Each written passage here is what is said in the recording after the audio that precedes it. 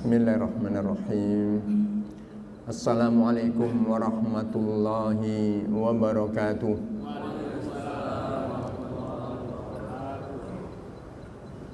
Alhamdulillahi rabbil alamin. Wassalatu wassalamu ala asyrafil anbiya'i wal mursalin wa ala alihi wa ashabihi wa man da'a bida'watihi wa sara ala nahjihi ila yaumiddin. Amma ba'd. Faqad qala Allahu azza wa jalla wa ma kana al-mu'minuna liyanfiru kaffah falawla nafara min kulli firqatin minhum ta'ifatun liyatafaqahu fid-din wal yundhiru qaumahum idza raja'u ilaihim la'allahum yahdharun.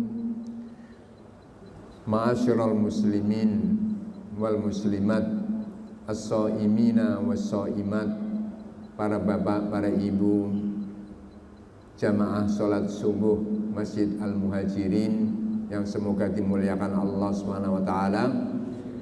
Alhamdulillah wa syukurillah, ternyata kitalah yang dipilih oleh Allah Subhanahu wa taala di antara sekian hambanya yang bisa bertemu dengan bulan Ramadan ini dan yang bisa menikmati barokah dan keutamaan Ramadan. Mudah-mudahan kita termasuk hamba-hamba yang banyak bersyukur kepada Allah Subhanahu wa taala dengan lebih bisa memaksimalkan dan mengoptimalkan seluruh kebaikan di dalam bulan Ramadan ini. Karena Ramadan itu bagi orang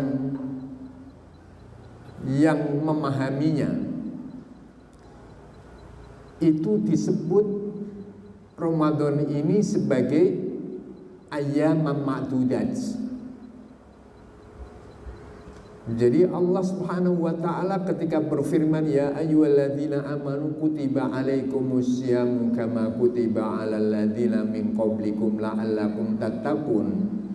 Itu bunyi ayatnya sesudah ini ayyamam ma'dudat.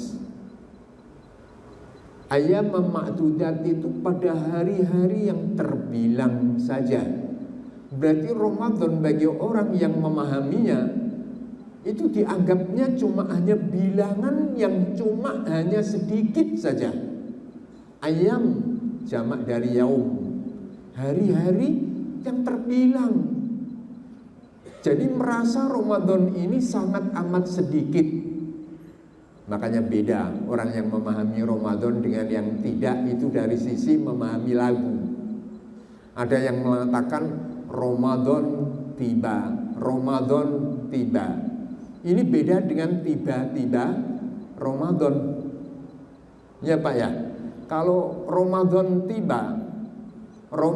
tiba itu sudah ada kerinduan yang sangat luar biasa. Tapi kalau tiba-tiba Ramadan, kaget, dia nggak pernah memikirkan itu Ramadan. Nah, kita sebagai seorang mukmin itu Ramadan dianggap sebagai bilangan hari yang sedikit saja. Jadi nafasnya ini diibaratkan napasnya ini napas yang pendek saja, hampir selesai. Jadi setiap saat Ramadan ini bernapas, napasnya semakin berkurang dan semakin berkurang, akhirnya habis. Itulah orang yang bertakwa di saat memandang bulan Ramadan ini. Mudah-mudahan kita di dalam menjalani bulan Ramadan ini merasa bahwasanya Ramadan ini sayang. Ketika detik demi detik, menit demi menit ketika berlalu, tapi kita tidak mengisinya dengan kebaikan-kebaikan. Para bapak, para ibu yang dirahmati Allah Subhanahu wa taala, tema kita tadi yang disampaikan adalah Rasulullah Shallallahu alaihi wasallam di dalam menjalani puasa. Jadi kalau saya merenungkan baik dari ayat-ayat Al-Quran dan hadis Rasulullah Sallallahu Alaihi Wasallam, bahwasanya Rasulullah Sallallahu Alaihi Wasallam itu ketika mengisi Ramadan ini, dan tentunya Rasulullah menginginkan kita seperti apa yang dijalani dan yang diinginkan oleh Rasulullah Sallallahu Alaihi Wasallam. Jadi kesimpulannya Rasulullah di dalam mengisi Ramadan itu dua hal. Pertama, itu adalah at-tark atau al-imtina. Yang kedua atau at-takhliyah, ya. Takhliyah gitu, pakai kha. Takhliyah, dan yang kedua adalah tahliyah pakai ha. Atau kalau boleh dikatakan adalah at-tarku wal fi'lu. At-tarku meninggalkan, wal fi'lu dan melakukan. Dua hal ini kesimpulannya. Di antara dua hal ini banyak orang yang salah di dalam memahami mana yang semestinya harus diprioritaskan. Ini hasil renungan saya. Jadi cenderung masyarakat secara luas itu memprioritaskan al-fi'lunya, memprioritaskan yang tahliyahnya dari takhliyah, memprioritaskan mengisi dan menghiasi, mengisi dan menghiasi. Sementara sebenarnya yang harus diprioritaskan itu adalah at-takhliyah, mengosongkan dan meninggalkan. Ini yang sebenarnya harus lebih diperhatikan. Mari kita sama-sama para bapak yang dirahmati Allah Subhanahu wa taala supaya kita ini tidak tertipu. Ya benar juga, tapi nggak sempurna nanti kalau yang kita prioritaskan cuma hanya pengisian dan penghiasan. Rasulullah mengatakan dalam hadis yang sahih, man lam yada qaula zur wal amala bihi falaysa lillahi hajatun fi an yada'a ta'amahu wa syarabah. Berarti Rasulullah puasanya itu mengosongkan dan meninggalkan terlebih dahulu. Rasulullah mengatakan man, siapa orangnya, lam yada, yang tidak meninggalkan, qaula zur, ucapan yang buruk, ucapan yang dusta, wal amala bi, bahkan melakukan itu, ucapannya buruk, ucapannya dusta, falaisa lillahi hajah, maka Allah enggak butuh akan orang ini, meskipun orang ini meninggalkan makan dan minumnya, meskipun dia tidak makan dan minumnya sepanjang 1 bulan, tapi kalau masih ucapannya buruk, ucapannya dusta, itu enggak dibutuhkan oleh Allah Subhanahu wa taala. Seolah laparlah Anda, hauslah Anda, aku enggak butuh akan lapar dan hausnya Anda. Dibiarkan oleh Allah Subhanahu wa taala selama tidak meninggalkan ucapan buruk dan ucapan dusta. Jadi ini yang jarang dipahami oleh orang.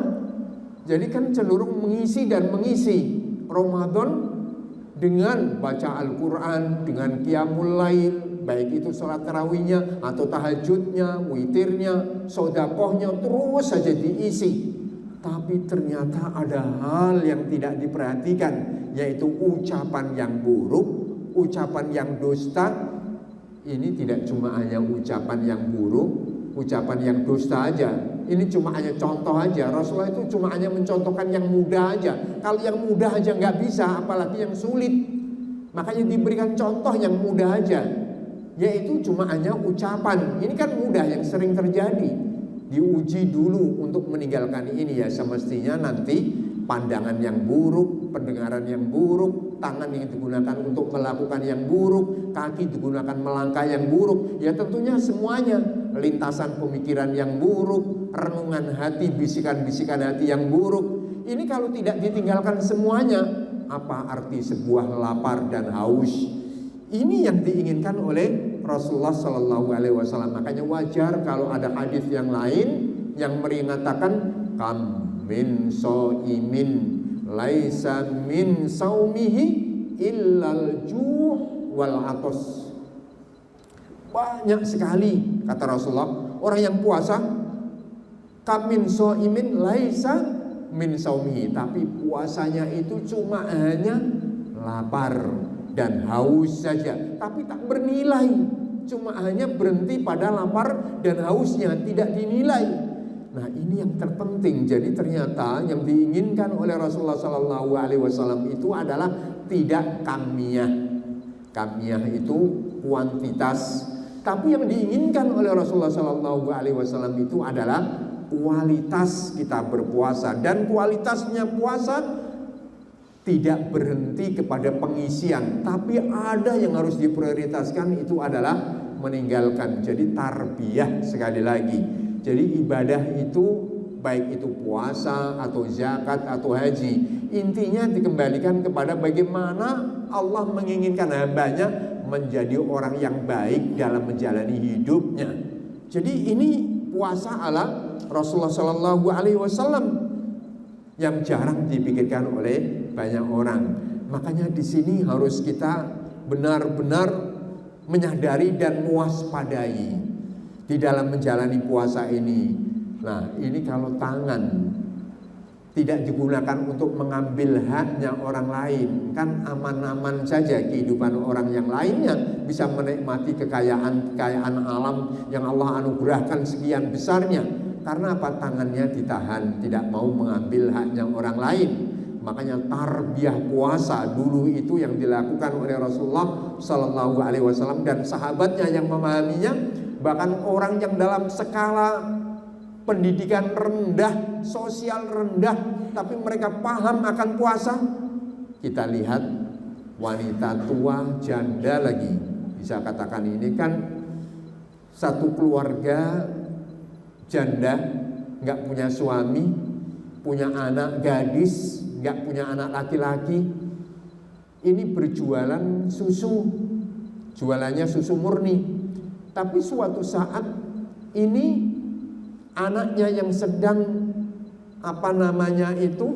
menyiapkan penjualannya dengan membungkus, mewadahi susu yang akan dijualnya setelah diperah dari hewan ternaknya.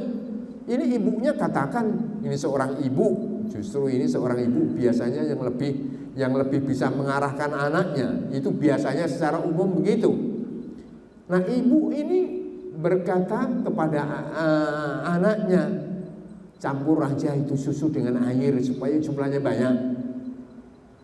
Campur saja itu susu dengan air supaya jumlahnya banyak. Ketika jumlahnya banyak, berarti nanti keuntungan kita semakin banyak juga. Dia katakan susu murni, tapi ternyata sudah dicampur dengan air. Katakan aja seperti itu. Toh Amirul Mukminin Umar bin Khattab, presiden kita, nggak punya intelnya aja, nggak punya pengawas saja, udah lakukan saja. Maka jawaban anaknya, in kana Umar la ya'rifuna wa rabbu Umar ya'rifuna. Kalau Umar nggak tahu apa yang kita lakukan, itu ibunya, itu Robnya Umar, Tuhannya Umar itu tahu. Nah, ini didikan puasa. Ini orang yang strata sosialnya rendah. Ada lagi contoh penggembala kambing yang dia sebagai buruh pengembala kambing, ketika digodain oleh Umar langsung radhiyallahu anhu, jual saja satu kambingmu kepada saya. Kalau ditanya bosmu, majikanmu, bilang saja diterkam serigala mati gitu, jual aja satu. Jawabannya, ainallah, di mana Allah Subhanahu wa taala kalau saya sampai berani menjual ini? Allah melihat kita. Jadi itulah maksudnya tarbiyah puasa itu adalah mampu menjadikan orang memiliki quwwatu al-imsak, yaitu memiliki kekuatan untuk menahan diri. Imsak artinya menahan.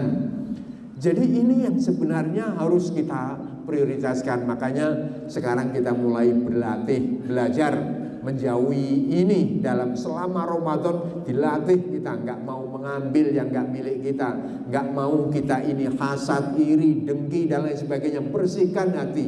Kemudian mata kita tahan, pendengaran kita tahan dari mendengarkan dan melihat yang diharamkan oleh Allah Subhanahu wa taala, biar agar supaya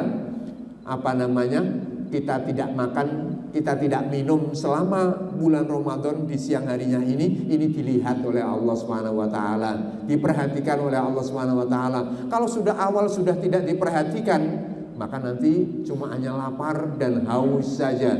Ini puasanya Rasulullah sallallahu alaihi wasallam. Makanya ini ternyata puasa itu tarbiyah, sebagaimana haji juga. Jadi kalau kita renungkan bahwasanya ibadah-ibadah dalam Islam itu adalah merupakan wasilah min wasailit tarbiyah. Haji Allah berfirman, al-hajju asyurum ma'lumat faman farada fihinna al-hajja fala rafatha wala fusuqa wala jidala fil hajj. Jadi haji itu adalah bulan yang terbilang. Barang siapa yang sedang melaksanakan haji, maka enggak boleh bicara kotor, tidak boleh melakukan perbuatannya orang fasik. Persis juga Rasulullah mengatakan juga dalam hadis yang lain, idza soma ahadukum fala yarfuth wala yafsuq wala yajhal fa in sabahu ahadun falyaqul inni shaim.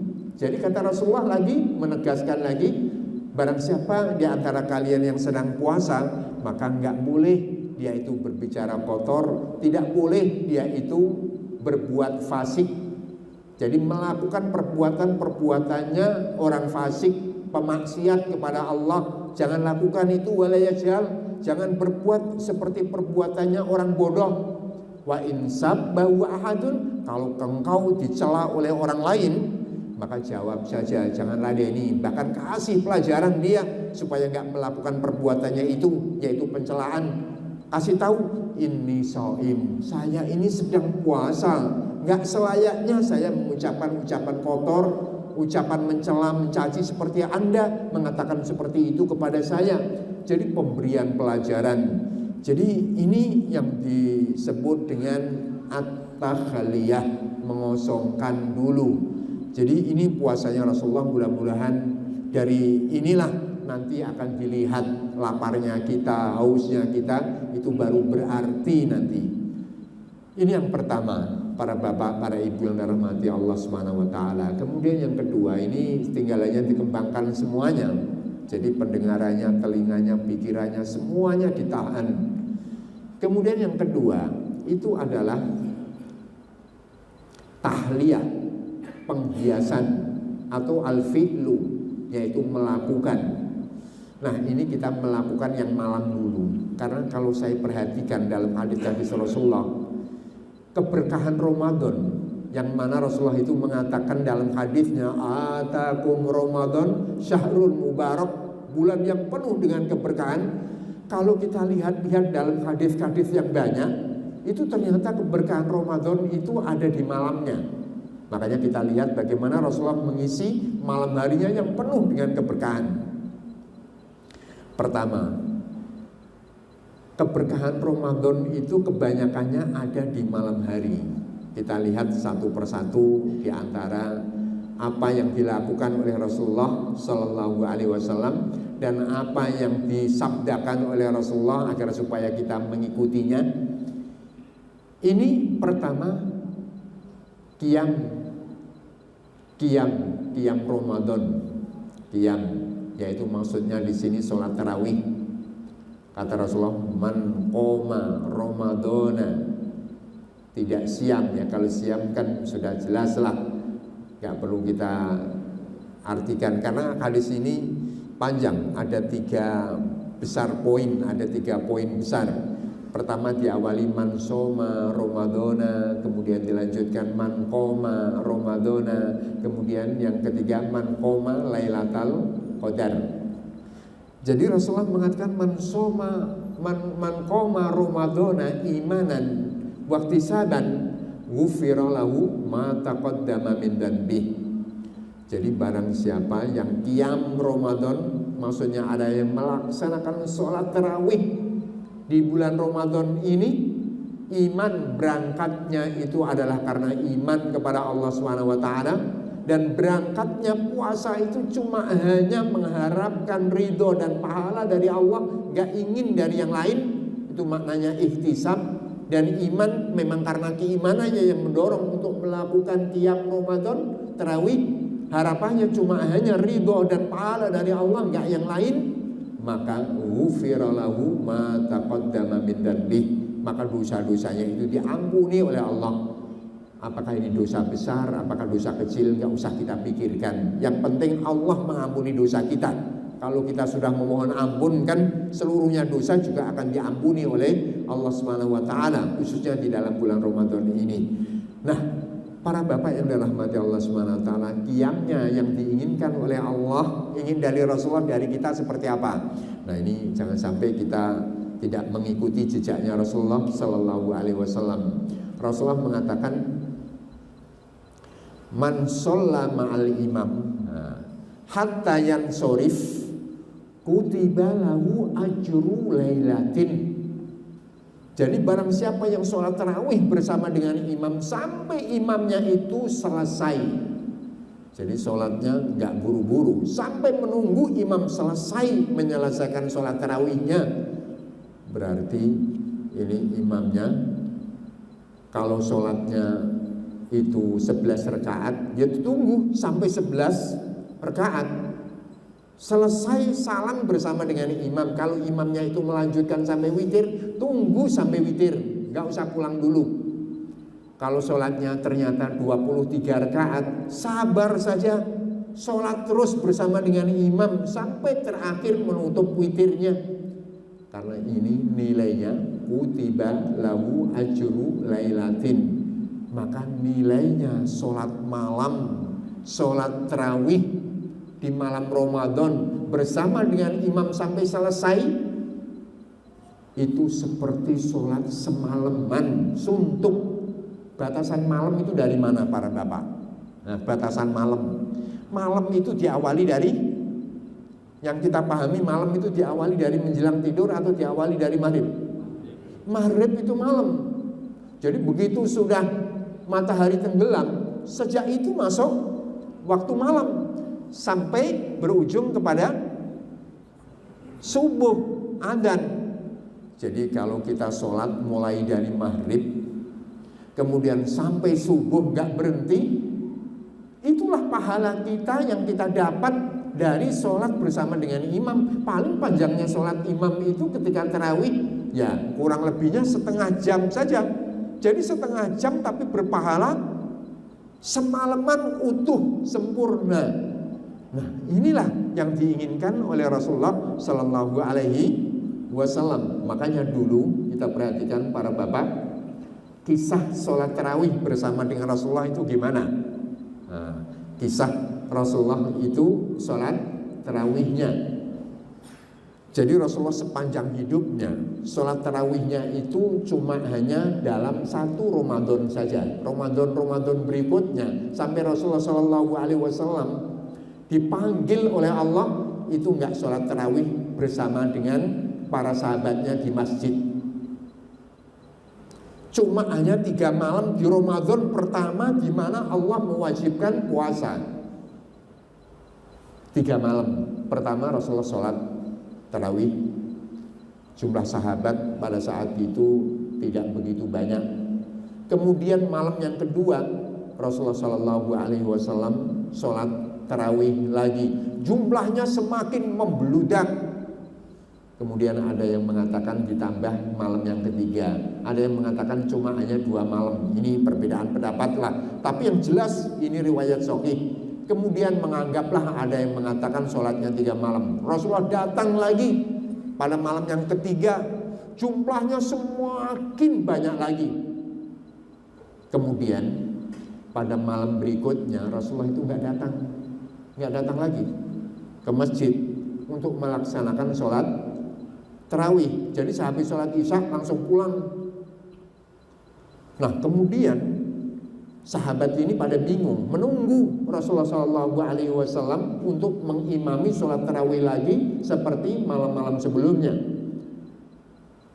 Kemudian Rasulullah nggak keluar dari rumahnya sampai waktu subuh. Ketika waktu subuh tiba, baru Rasulullah setelah melesaikan sholat subuh mengatakan, kami tahu apa yang kalian lakukan. Kami tahu apa yang kalian lakukan, wahai para sahabatku. Kalian kan menunggu-nunggu saya. menunggu-nunggu saya untuk menjadi imam lagi, memimpin sholat tarawih seperti malam-malam sebelumnya. Saya tahu apa yang kalian lakukan seperti ini kan. Saya nggak keluar sengaja mengimami sholat lagi karena saya takut kalau tarawih ini nanti itu akan diwajibkan oleh Allah sehingga akhirnya memberatkan kalian. Kasih sayangnya Rasulullah kepada umatnya ini jangan sampai dipahami bahwasanya sholat tarawih ini nggak boleh jamaah. Jangan dipahami begitu. Karena Rasulullah SAW alasannya meninggalkan sholat tarawih dengan berjamaah itu, alasannya itu takut untuk diwajibkan. Nah, setelah Rasulullah SAW wafat, kan nggak mungkin lagi karena ada wahyu yang turun, kecuali ada orang ngaku-ngaku nabi yang pengakuannya tentunya tidak bisa dibenarkan. Dia mengatakan sholat tarawih disunahkan jamaah misalnya, nggak akan terjadi. Makanya Umar bin Khattab radhiyallahu anhu ketika menjabat sebagai presiden, maka kemudian mengangkatlah Ubay bin Ka'ab. Diangkat Ubay bin Ka'ab oleh Umar, kemudian dijadikan sebagai imam memimpin sholat tarawih lagi. Seraya Umar berkata, nikmatil bid'atu hadhi, sebaik-baik bid'ah ya apa yang kami lakukan ini, yaitu menyatukan masyarakat lagi untuk sholat tarawih dengan berjamaah. Itu kisahnya begitu. Nah, ini yang perlu kita ambil para bapak, para ibu yang dirahmati Allah. Tadi Rasulullah cuma hanya sholat 2 malam atau 3 malam, itu ternyata jumlahnya semakin bludak, tidak dikitakan.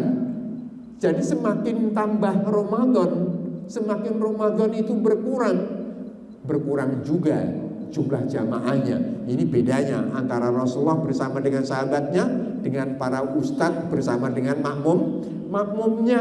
Nah, kalau kita mengingini Rasulullah SAW, sholatnya ditunggu sampai selesai. Jadi nggak akan berkurang waktu demi waktunya, terus sepanjang 1 bulan. Kenapa? Karena bunyi hadisnya tadi baru sepotong, 2 potong yang saya sampaikan. Ternyata diteruskan lagi oleh Rasulullah SAW. Man qoma lailatal qadari. Jadi ada 3 poin besar. Man soma Ramadana, man qoma Ramadana, kemudian ditambah lagi man qoma lailatal qadari imanan wahtisaban. Jadi kasarnya kalau malam pertama sampai malam 20 itu masih pulang pergi, rumah masjid. Tapi begitu ketemu malam yang ke-21 sudah man qoma lailatal qadari, barang siapa yang qiyam tidak tidur di malam hari itu kecuali hanya sedikit untuk menemukan Lailatul Qadar dan berangkatnya karena keimanan kepada Allah dan mengharap ridho dan pahala dari Allah, ghufiralahu ma taqaddama min dhanbi. Jadi ada 3 poin besar ini kalau kita perhatikan, semakin hari itu semakin meningkat. Makanya Rasulullah SAW di malam harinya itu ketika menemui 10 hari yang terakhir sudah gak pulang lagi. Berarti malam harinya itu berada di masjid ketika sudah memasuki malam yang ke-21 sampai ketemu dengan Idul Fitri. Nah, ini puasanya Rasulullah Sallallahu Alaihi Wasallam. Jadi keberkahan di malam hari itu ada pada qiyamnya. Maka sayang kan Pak ya, sayang sekali gitu kalau cuma hanya setengah jam tapi nilainya semalam suntuk. Jangan lihat semalamnya, bilang kata semalam ringan diucapkan oleh lisan, tapi bayangkan berdiri mulai maghrib sampai subuh, itu pahalanya. Dan ini ada di dalam bulan Ramadan. Tentunya karena bulan Ramadan itu bulan mulia, maka kemuliaannya pun juga ditambah. Seperti ketika kita beribadah di tanah suci, karena di situ adalah mulia, maka kemuliaannya pun juga ditambah. Semalaman itu kan berat sekali kita untuk melakukan qiyamul lail mulai maghrib sampai subuh itu. Nah, ini kita nggak ingin memaksakan harus mulai maghrib sampai subuh, tapi kan bisa kita lakukan bersama dengan imam sampai selesai, tapi syaratnya selesai. Jadi kalau imamnya itu melaksanakannya sampai witir, ikutin aja witir, nggak apa-apa. Jangan sampai punya pikiran begini, wah saya mau sholat tahajud kok nanti berarti witir saya akhirkan saja setelah saya sholat tahajud nanti malam di rumah, misalnya sebelum sahur, yaitu boleh-boleh saja. Tapi kan meninggalkan pahalanya satu malaman, pahalanya ini kan nggak ada salahnya kalau kita tutup witir bersama dengan imam. Nanti kalaulah di malam hari kita mau melaksanakan sholat tahajud, ya tahajud saja, nggak usah nanti setelahnya tahajud kita di rumah kita laksanakan witir, karena witirnya sudah kita lakukan di dalam masjid tadi itu, karena untuk mendapatkan pahala semalaman utuh penuh. Ini para bapak yang dirahmati Allah Subhanahu wa taala. Kemudian kita lihat lagi keberkahan di malam hari. Rasulullah itu paham dan memahamkan umatnya bahwasanya setiap malam, ini tidak cuma hanya di malam-malam tertentu loh, tapi di setiap malam, kata Rasulullah sallallahu alaihi wasallam, innallaha fi kulli lailatin utaqauhu minan nar. Allah itu pada setiap malam dari malam-malam Ramadan itu ternyata Allah memiliki orang-orang yang dibebaskan dari api neraka.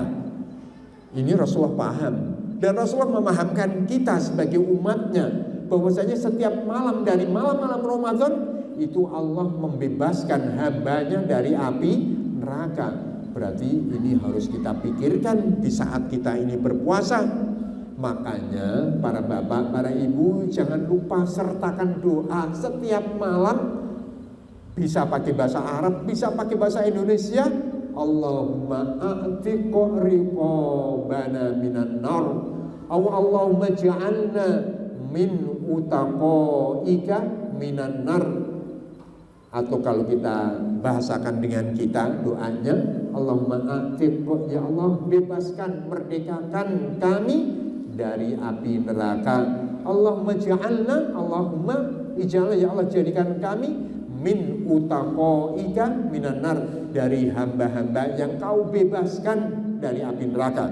Ini kadang-kadang nggak kepikiran kita. Ternyata Rasulullah itu memahami ini dan menyampaikan ini kepada kita. Makanya jangan sampai lewatkan setiap malam kita ini berdoa dengan doa ini. Barangkali kita yang ternyata dibebaskan dari api neraka. Jangan sampai kita punya pikiran begini dalam hidup, bapak-bapak semuanya. Gak apa-apa masuk neraka dulu, tapi yang terpenting kan ada kesempatan masuk surga, dan itu selama-lamanya. Jangan sampai berpikir seperti itu. Kita maunya masuk surga tanpa mencicipi neraka terlebih dahulu.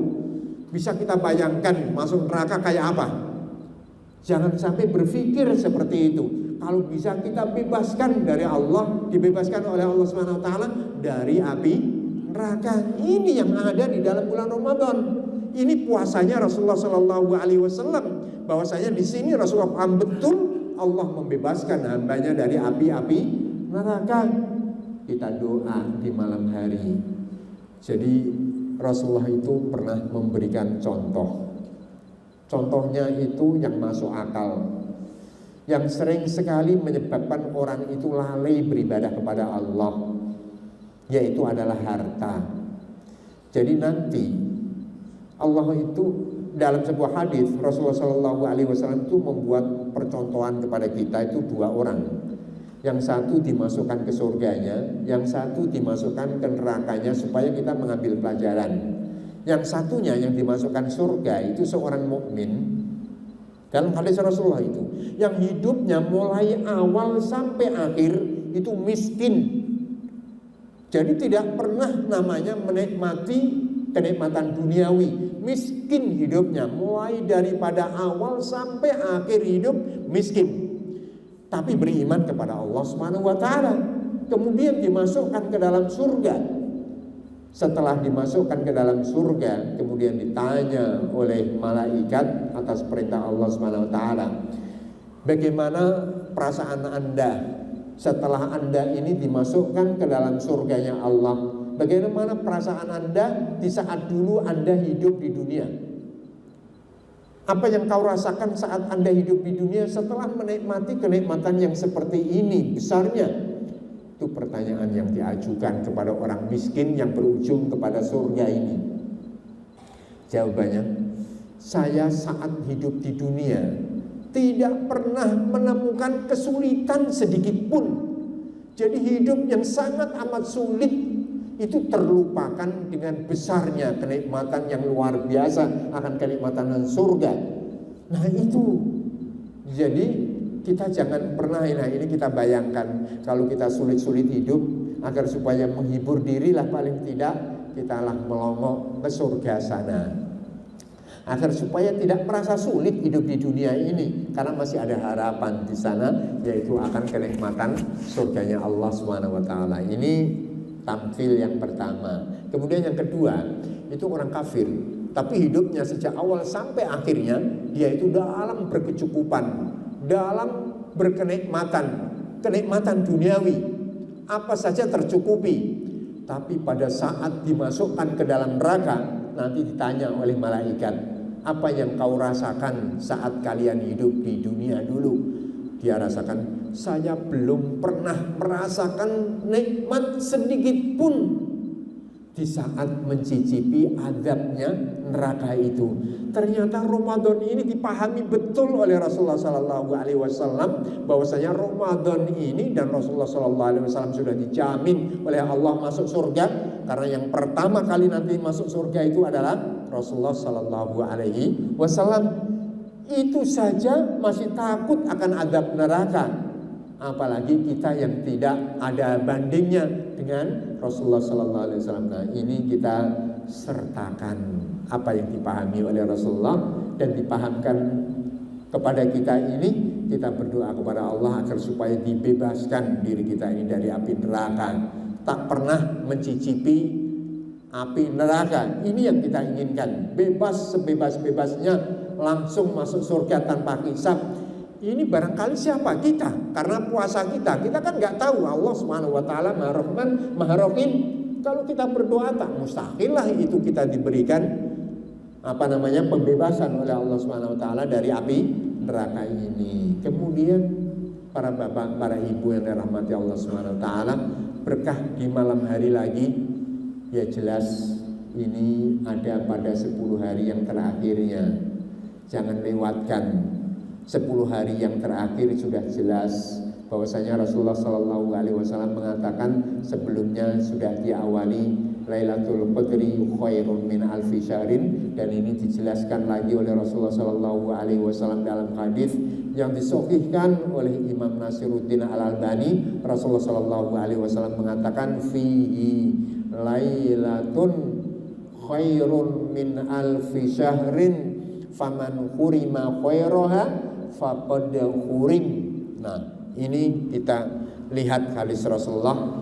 Di dalam bulan Ramadan itu ada satu malam yang nilai kebaikan yang dilakukan pada malam itu nilainya lebih baik ketimbang 1000 bulan ketika dilakukan di malam-malam yang tidak ada Lailatul Qadarnya. Sama-sama sholat, ketika dilakukan di malam Lailatul Qadar itu beda nilainya dengan sholat-sholat kita yang kita lakukan di luar malam Lailatul Qadar selama 1000 bulan. Sholatnya sama, satu sholat itu bandingnya satu di malam Lailatul Qadar itu dengan sholat kita sepanjang 80-an 3 tahun, 80-an 83-an tahun, kurang lebihnya seperti itu.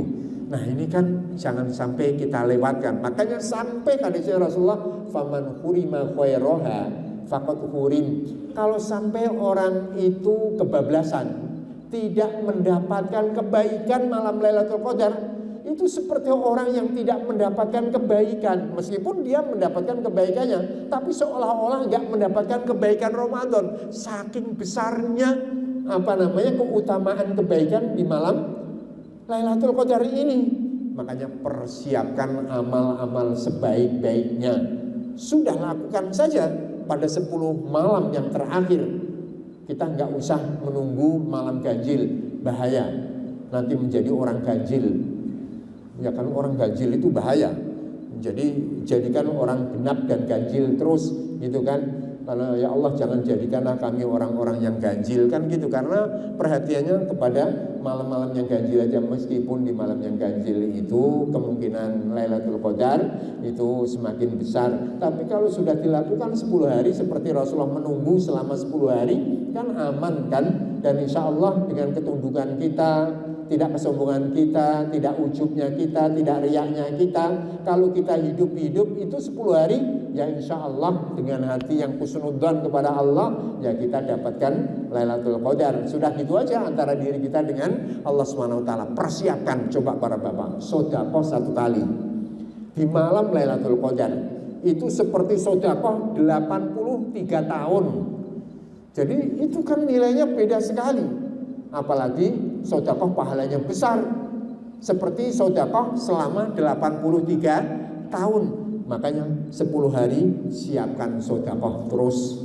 Ya kan gak ada ruginya untuk diri sendiri aja. Uang kita sendiri gitu kan. Anak kita sudah dijamin oleh Allah Subhanahu wa taala, ada rezekinya sendiri-sendiri selama masih milik kita gitu. Nikmati gitu kan. Harta kita bawa ke surga sana. Jangan tinggalkan di dunia. Meskipun kita disuruh untuk meninggalkan buat anak-anak kita. Jadi kita ingin masuk surga seperti masuk surganya Abdurrahman bin Auf. Jadi Abdurrahman bin Auf itu kan dijamin masuk surga. Tapi sebabnya apa? Sebab harta gitu. Hartanya dibawa ke dalam surga sana. Nah ini yang kita siapkan di malam-malam 10 hari. Baca Qur'annya tambah saja sudah di 10 hari. Jadi kita sudah semakin semangat gitu. Ini bedanya orang yang paham dengan orang yang tidak paham. Berarti semakin Ramadan itu akan beranjak meninggalkan kita, itu semakin berat perasaan kita. Makanya Rasulullah SAW itu ternyata itu iktikaf. Jadi tidak justru malah melalaikannya. Makanya kalau kita itu menginginkan apa saja, kan gitu Pak ya.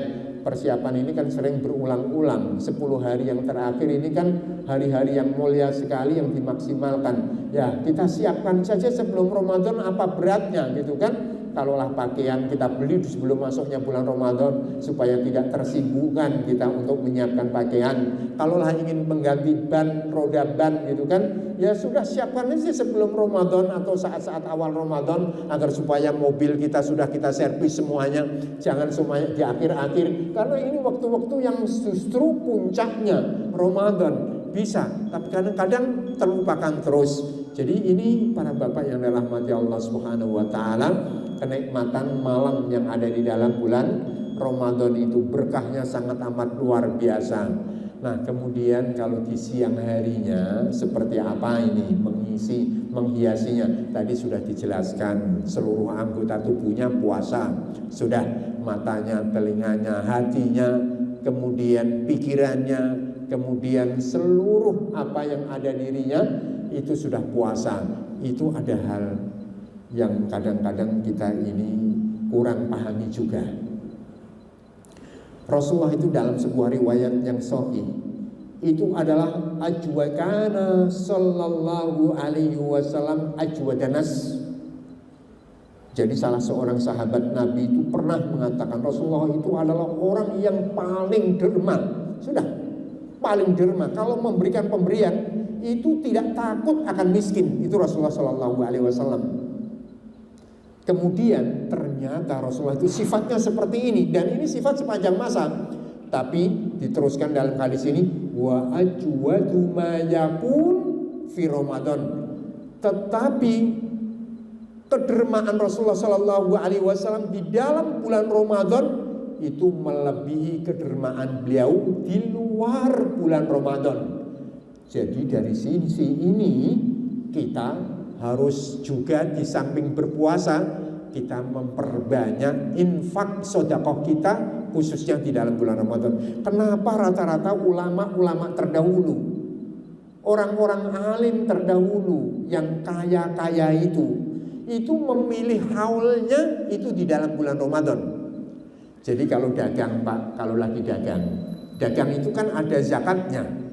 Kalaulah orang berdagang, orang punya uang, menyimpan, menabung, mendepositkan, itu kan ada zakatnya dan harus dikeluarkan setiap tahunnya ketika orang berdagang atau dia memiliki simpanan uang. baik disimpan atau didepositokan, itu kan ada zakatnya per tahun.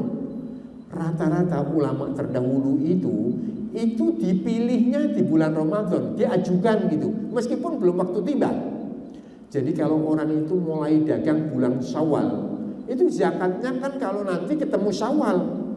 Kalau orang itu dagangnya misalnya di Dzulqa'dah, itu nanti zakatnya ya di Dzulqa'dah. Kalau sudah sempurna rukun-rukun zakatnya, syarat-syarat zakatnya terpenuhi, itu dikeluarkannya ya di Dzulqa'dah, karena mengawali dagangnya di Dzulqa'dah.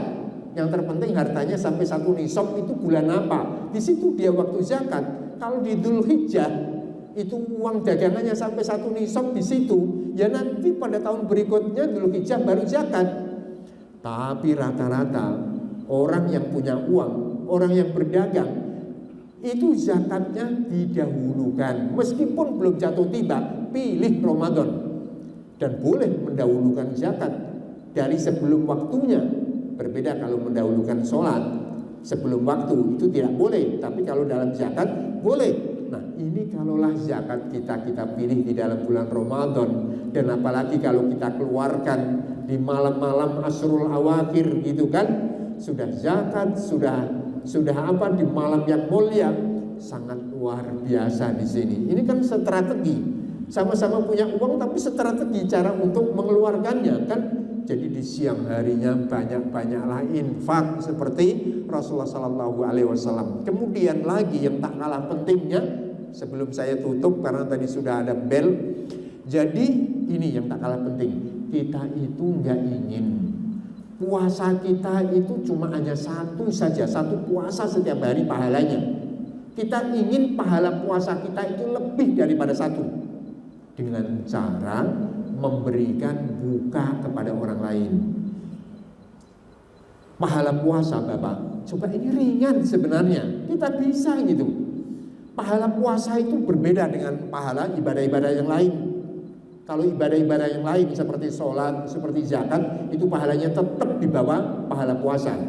Karena ada hadis qudsi, Allah berfirman, kullu amali ibni Adam lahu ila saum fa innahu li wa ana ajzi bihi. Setiap perbuatan anak Adam itu lahu, itu untuknya, pahalanya itu untuknya, yaitu satu kebaikan dilipat gandakan sampai 10 kali lipat, maksimal 700 kali lipat.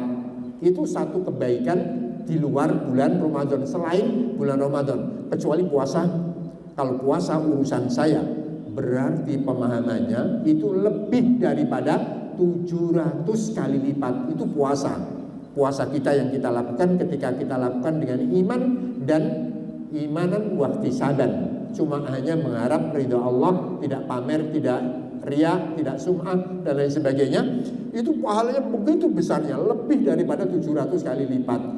Ini bisa kita dapatkan lebih daripada 700 kali lipat, itu dengan cara memberikan buka kepada orang lain. Hadis Rasulullah, man fattara shaiman. Ini Rasulullah SAW menginginkan kita supaya puasa kita seperti beliau. Man fattara shaiman, siapa yang memberikan buka kepada orang yang berpuasa, maka baginya pahala seperti pahalanya orang yang kita kasih buka. Jadi pahala dia itu kita dapatkan juga dengan cara kita memberikan buka kepadanya. Dan Rasulullah ini tidak membatasi jenis makanannya apa yang kita kasihkan dalam ilmu bahasa. Karena hadis ini kalau kita tafsirkan, kalau kita maknai dengan benar, itu caranya harus menggunakan bahasa Arab. Karena hadis menggunakan bahasa Arab. Kata ulama, kalau ada objek itu dibuang, itu menunjukkan arti umum. Jadi ketika ada maf'ul bih, objek itu dibuang, itu menunjukkan umum, tidak terbatas kepada jenis makanan tertentu atau jenis minuman tertentu. Rasulullah kan mengatakan siapa yang memberikan buka, kan nggak disebut harus kurma kah, harus misalnya gandum kah, kan nggak disebut oleh Rasulullah.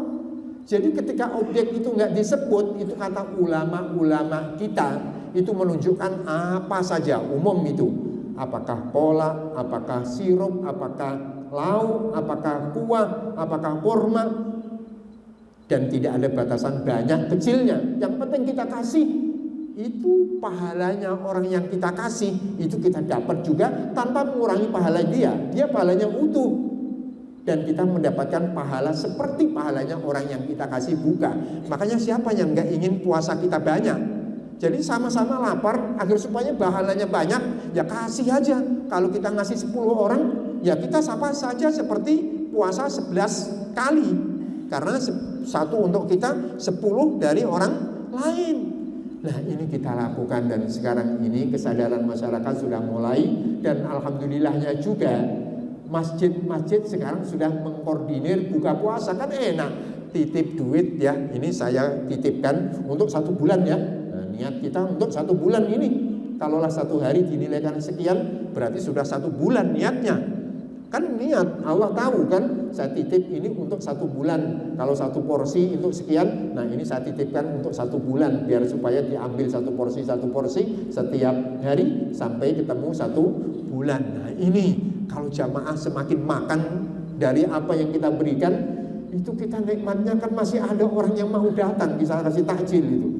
Ya, kita antar tetangga kiri kanan. Ini para bapak yang dirahmati Allah Subhanahu wa taala, puasa agar supaya berbobot puasa kita. Jadi yang terpenting sekali lagi adalah tahliyah tadi itu. Tahliyah yang mengosongkan agar supaya hiasan-hiasan yang kita lakukan ini bernilai. Tapi yang terpenting lagi kan yang pertama tadi itu, supaya lapar dan hausnya kita itu dilihat oleh Allah, yaitu dengan cara kita itu meninggalkan ucapan, meninggalkan perbuatan yang tidak baik. Mungkin ini saja, sebenarnya masih banyak lagi lah kalau kita ingin melihat puasanya Rasulullah dan puasa yang diinginkan oleh Rasulullah Sallallahu Alaihi Wasallam. Kita sudah sampai di sini. Kalaulah ada pertanyaan-pertanyaan, kita buka forum tanya jawab saja. Silakan. Bismillahirrahmanirrahim. Tadi pertanyaan pertama dari Bapak, bahwasanya tarawihnya Rasulullah antara 2 dan 3 malam. Setelah itu tidak tarawih lagi di masjid dengan berjamaah. Kemudian pertanyaannya adalah, bagaimana ketika 10 hari yang terakhir iktikaf Rasulullah di masjid? Apakah tidak jamaah atau gimana? Gini, jadi sholat tarawihnya para sahabat dulu setelah Rasulullah itu enggak mengimami, itu dilakukan dengan sendiri-sendiri. Jadi sahabat itu ada yang di pojok sana, ada yang di pojok sini, di pojok, ya seperti ketika sholat rawatib setelah Rasulullah Shallallahu Alaihi Wasallam tidak keluar. Jadi Rasulullah Shallallahu Alaihi Wasallam setelah tidak keluar lagi menuju masjid, itu para sahabat dan Rasulullah Shallallahu Alaihi Wasallam tentunya sholatnya di rumah udah, karena saat itu takut karena diwajibkan, kalau di masjid nanti direbut disuruh jadi imam, jadi nggak keluar lagi di masjid. Nah, sementara sahabat itu ketika sholat tarawih sampai masa Abu Bakar, Rasulullah wafat seperti ini masih adanya, kemudian dilangsungkan pada masa pemerintahan Abu Bakar masih seperti ini, ada yang sholat di rumah, ada yang sholat di masjid, dan kalaulah di masjid juga sendiri-sendiri seperti sholat rawatib begitu. Tapi baru ketika Umar bin Khattab menjadi presiden, Amirul Mukminin, punya ide yang cemerlang, daripada sholat-sholat sendiri-sendiri seperti ini, saya gabung aja lagi dengan menunjuk salah seorang imam, dan nama imam yang ditunjuk oleh Umar itu namanya Ubay bin Ka'ab. Seraya mengatakan, inilah sebaik-baik bid'ah daripada Anda lakukan sendiri-sendiri. Maksudnya bid'ah itu adalah karena Rasulullah nggak lakukan dengan jamaah kok gitu, saya lakukan, ini sebaik-baiknya bid'ah. Karena Rasulullah setelah melakukan ditinggalkan. Tapi Umar paham betul bahwasanya jamaahnya sholat tarawih itu bukan bid'ah. Kan Rasulullah meninggalkannya tadi itu karena takut diwajibkan, bukan karena jamaahnya nggak nggak boleh. Makanya ketika Rasulullah sudah wafat dan nggak mungkin lagi ada wahyu yang turun yang mewajibkan, ya keinginannya Rasulullah untuk berjamaah dilaksanakan lagi gitu. Bukan berarti bid'ah yang bid'ah mengada-ngada gitu. Jadi itu Pak, jadi kata Rasulullah saat iktikaf itu Rasulullah punya kemah, punya tenda. Jadi dulu para sahabat ketika iktikaf itu punya tenda. Jadi di dalam masjid itu ada namanya khaymah. Jadi ada khaymah. Istri-istrinya Rasulullah juga iktikaf. Dan dulu di masjidnya kan terbuka. Makanya di situ ada tenda khusus yang enggak dilihat oleh orang lain. Itu seperti itu dulunya. Jadi ada semacam kordeng yang menutupin begitu. Jadi kalau sholat ya tetap sholat sendiri-sendiri juga. Jadi seperti itu yang ada, yang saya pahami Pak ya. Ya, tapi sekarang kan sudah nggak ada kan, sudah boleh lagi jamaah bebas. Karena yang ditakutkan oleh Rasulullah sudah nggak mungkin terjadi, yaitu takutnya diwajibkan. Makanya Rasulullah dulu pernah melakukan berjamaah, dan ini yang diinginkan oleh Rasulullah karena gara-gara takut saja untuk diwajibkan Allah, karena diwajibkan Allah ditinggalkan. Nah sekarang sudah nggak ada. Umar paling yang cerdas itu. Karena jamaah diinginkan oleh Rasulullah dan gak mungkin lagi ada wajib, kumpulkan lagi. Sampai sekarang seperti ini. Dulunya seperti itulah bentuk ada yang sholat sendiri sana sini gitu. Seperti itu dulu. Seperti sholat rawatib kalau kita katakan tarawihnya para sahabat pada masa Rasulullah, pada masa Abu Bakar, baru pada masa Umar kayak kita yang kita lakukan ini. Seperti itu gambarannya. Kemudian iktikaf tadi boleh nggak pulang ke rumah gitu kan? Jadi ada sebuah riwayat. Saya jelaskan dulu itu apa arti iktikaf. Kemudian nanti apa yang memperbolehkan orang itu keluar dari masjid. Iktikaf itu maknanya al-mukthu fil masjid taqarruban ilallah. Diem di masjid. Jadi intinya diam di masjid. Jadi di masjid ya, nggak boleh di rumah itu iktikafnya. Diam di masjid taqarruban ilallah, untuk mendekatkan diri kepada Allah, ya tentunya dengan baca Al-Quran, dengan zikir, dengan baca buku-buku yang bermanfaat, dan seterusnya, ikut kajian kalau ada kajian. Jadi inilah perbuatan-perbuatannya orang yang iktikaf. Nah dia nggak boleh keluar dari rumah illa, kata Rasulullah, lihajatil bashar, kecuali kebutuhan manusia. Nah kebutuhan manusia itu apa?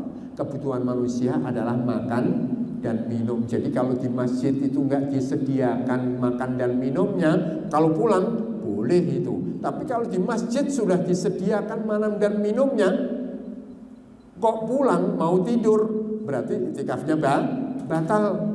Iktikafnya batal. Berarti iktikafnya tidak 10 hari nanti.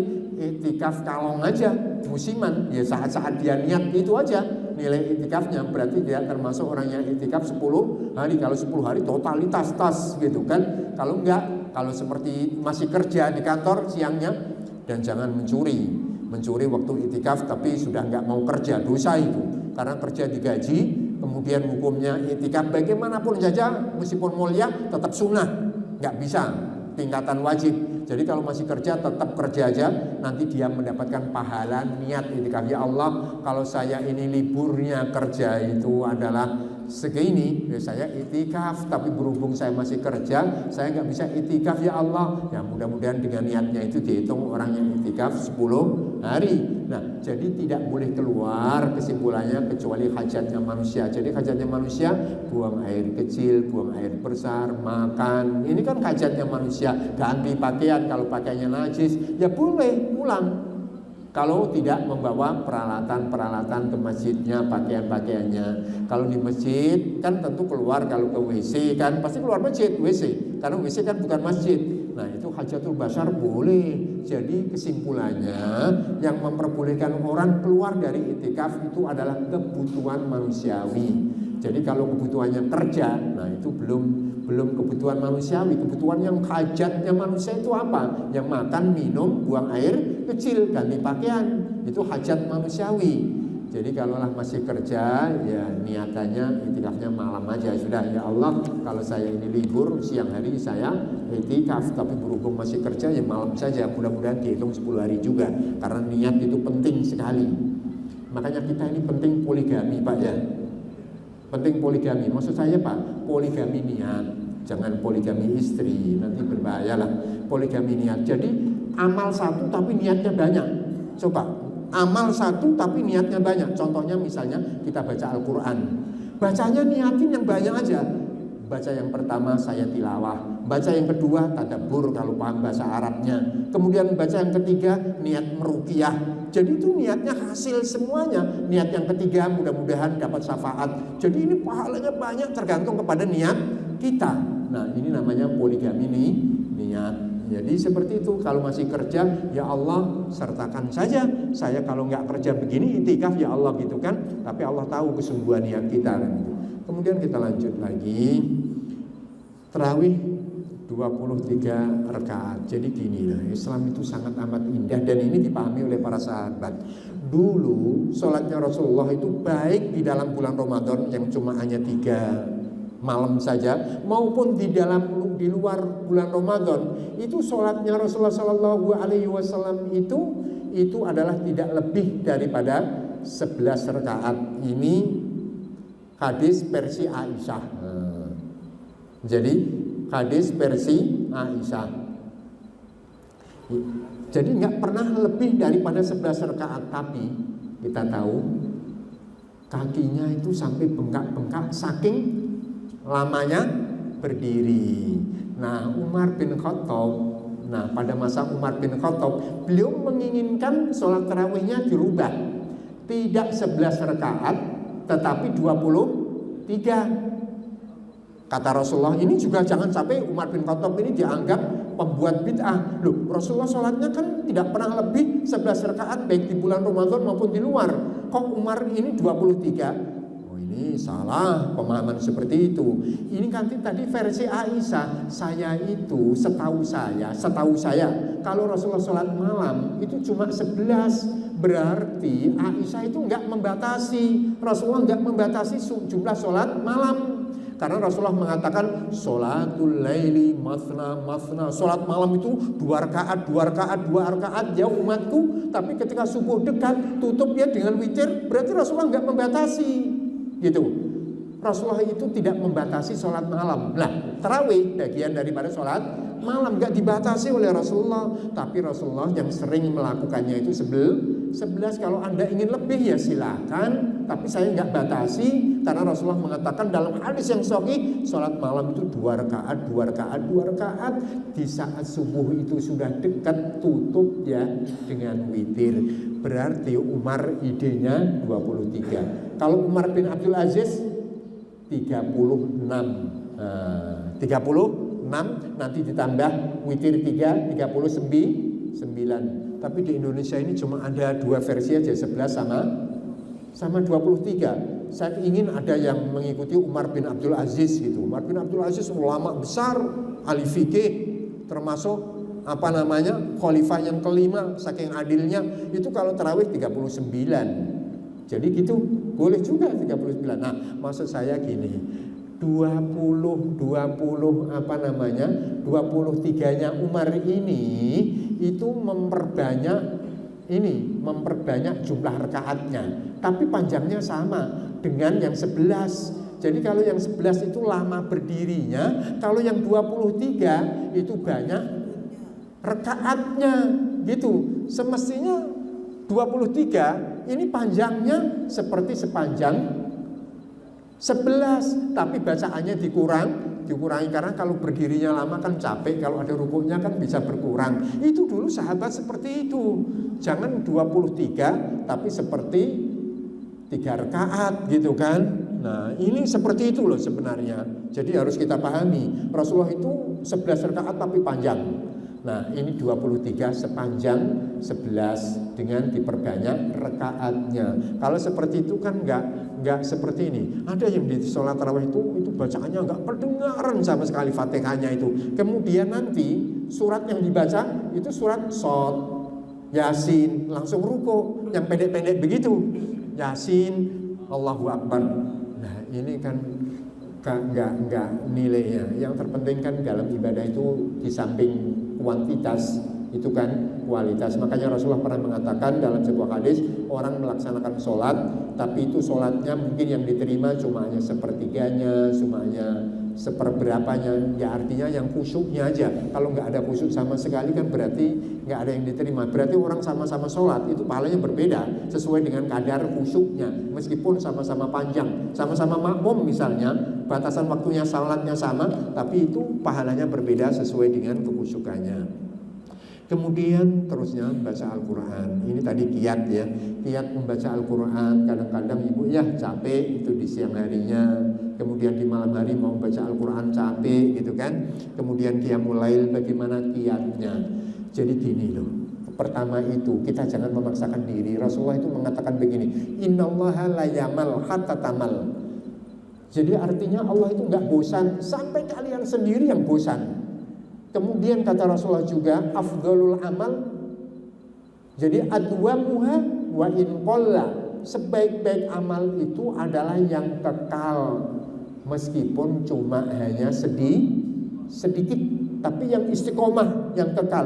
Berarti jangan langsung dipaksakan ini mumpung Ramadan mulai dari pagi sampai jam berapa. Enggak, udah bagi aja.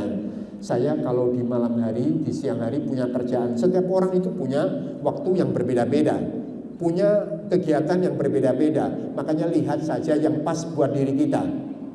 Kita misalnya yang enak itu misalnya sehabis sholat baca, sebelum sholat baca. Kan orang beda-beda ibu kegiatannya, ya nggak bisa digeneralisir. Pokoknya kita itu memprogram saja, dan programnya jangan sampai memaksakan, sesuai dengan batas kemampuan kita. Karena Allah itu nggak bosan sampai kita itu bosan. Berarti kita ukur dengan waktu, potensi, kemampuan kita, tapi yang terpenting istiqomahnya itu yang dicintai oleh Allah SWT. Jangan langsung dipaksakan, jadi sedikit-sedikit. Jadi kalau saya mau merajitkan 1 kali khatam misalnya, berarti 1 hari itu 1 juz. Kalau 1 juz berarti itu yang enak mana? 1 juz itu 10 lembar. Kalau 10 lembar itu yang enak saya itu waktu apa? Sehabis subuh misalnya 2 lembar, setelah duhur sama menjelang duhur 1 lembar, habis duhur 1 lembar misalnya, sampai 1 harinya 1 juz. Berarti nanti 1 bulan selesai. Tapi kalau sudah menemukan kenikmatan nanti akan berjalan sendiri. Jangan paksakan di luar batas kemampuan. Bahkan Rasulullah mengatakan kalau Anda Qiyamul Lail sementara sedang ngantuk, tidur aja dulu, jangan teruskan. Nanti nggak tahu ingin memuji Allah tapi ternyata mencela Allah karena yang dibaca larinya kemana gitu kan, dalam sebuah riwayat. Jadi kita pun juga yang terpenting kan kita itu menyiapkan diri untuk melaksanakan Qiyamul Lail. Yang terpenting jangan sampai Qiyamul Lail itu ditinggal gitu aja, ditinggal. Bisa 3 rakaat gitu kan sama witirnya, atau 2 rakaat lah, itu bisa ditambah lagi gitu. Jadi yang lebih tepat apakah sebelum sahur, apakah sesudah sahur, ya kondisikan. Yang terpenting waktunya di malam hari. Jadi sebelum subuh. Kalau yang enak itu adalah setelah siap semuanya, agar supaya tidak buru-buru masak. Berarti makanannya disiapkan semuanya, sudah siap, masih ada waktu ini sholat. Tapi kalau sholat dulu, wah nanti kalau nggak siap keburu nggak khusyuk gitu kan. Karena kaitannya begini kan, orang itu kan nggak khusyuk ketika masih punya urusan. Nah, diselesaikan aja dulu, masih ada batas waktu, misalnya 10 menit, dia mulainya setelah itu sahur bersama-sama. Berarti 10 menit aja sudah cukup kan, tapi yang penting langgeng aja. Nanti kalau sudah nikmat, tambah lagi, tambah lagi. Makanya Rasulullah mengatakan, la takun mithya Abdullah, la takun mithla fulanin qoma minal lail tsumma tarakahu. Wahai Abdullah, jangan ya kamu seperti seseorang, dia itu Qiyamul Lail kemudian ditinggal sama sekali. Karena kalau Qiyamul Lailnya itu semalam suntuk, ya nggak bisa bertahan lama. Tapi kalau cuma hanya sedikit-sedikit kan bisa bertahan lama, dan itu yang dicintainya. Jadi kita lah yang pandai-pandai untuk memprogram diri itu. Kemudian tadi itu sedekah yang baik sedikit-sedikit atau terusnya tadi itu sudah samalah ya ibu ya. Jadi daripada banyak tapi sekali kemudian setelah itu berhenti, ya yang baik adalah sedikit-sedikit tapi terus. Yang lebih baik banyak tapi terus. Mudah-mudahan kita jadi orang kaya aja ibu ya. Jadi kalau kita disuruh milih, enak jadi orang miskin yang sadar atau orang kaya yang bersyukur? Enakan jadi orang kaya yang bersyukur kan, daripada miskin tapi sabar. Karena Rasulullah mengatakan tangan di atas kan itu lebih baik. Kamu meninggalkan harta untuk anakmu lebih baik daripada anakmu meminta-minta. Jadi tergantung. Jadi yang terpenting kontinuitasnya, kelangsungannya, keberlangsungannya, keistiqomahannya lah yang penting ya. Jadi makanya Rasulullah pun juga melihat bahwa sedekah yang paling baik itu sedekahnya orang miskin lagi butuh lagi. Jadi orang miskin dan dia punya butuh, tapi ternyata masih sedekah, itu yang paling baik. Jadi tidak diukur dari banyak dan sedikitnya, tapi kesungguhannya itu yang dilihat oleh Allah SWT. Itu hadisnya tadi sahih. Kemudian ada pertanyaan tadi itu suplemen, pakai suplemen ya, pakai suplemen ya. Kan gini, Rasulullah itu kita mensiasati ya, apa maksud daripada Rasulullah? Rasulullah kan mengatakan tasahharu fa inna fis sahuri barokah. Sahurlah kalian, sesungguhnya sahur itu berkah. Jadi intinya supaya tidak di siang hari itu nggerutu gitu. Ini bahasa apa nggerutu itu? Kenapa kok tadi tidak sahur gitu ya?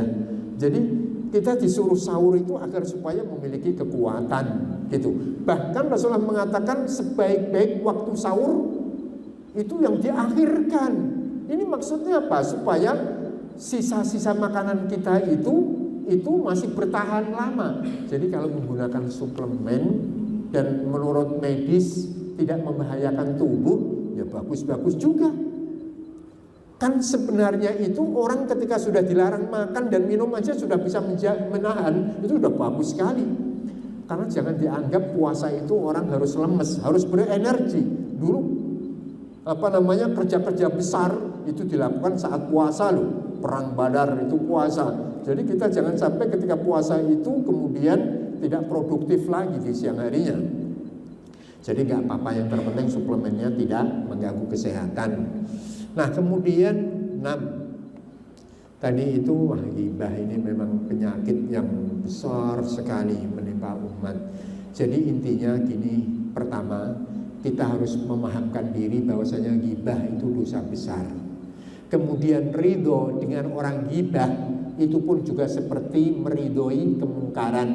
Kita kan nggak boleh menyetujui terhadap kemungkaran. Makanya kalau kita melihat kemungkaran ya rubahlah dengan tangan kalau mampu, kalau enggak ya dengan lisan kita nasihati, jangan sampai terjebak malah justru andil ikut kan gitu.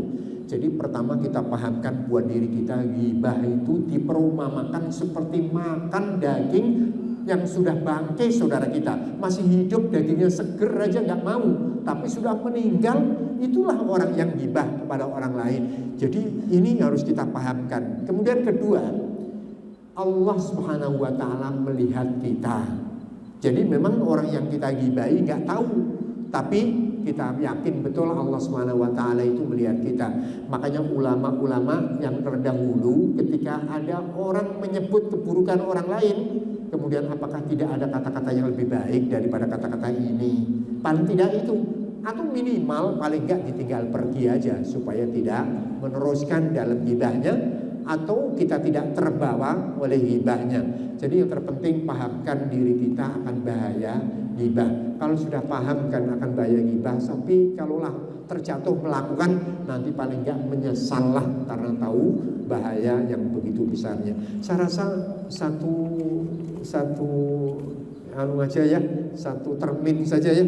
Saya yakin masih banyak sisakan ibu pertanyaan-pertanyaan untuk hari besok. Saya khawatir kalau sudah tersampaikan semuanya unek-uneknya, besok kajian nggak hadir lagi gitu kan. Sisakan di waktu-waktu berikutnya. Mungkin sampai di sini saja. Ini yang bisa saya sampaikan. Kurang lebihnya saya mohon maaf. Mudah-mudahan kita diberikan taufik oleh Allah untuk bisa memanfaatkan Ramadan yang mahal ini sebaik-baiknya, karena kitalah yang benar-benar dipilih oleh Allah untuk menemui Ramadan, dan kita ada di masjid. Banyak orang yang menemui Ramadan tapi nggak di masjid seperti kita ini. Jadi mereka seperti biasanya, ini kan nikmat yang besar, kita jaga nikmat ini. Ini aja yang bisa saya sampaikan. Wassalamualaikum warahmatullahi wabarakatuh.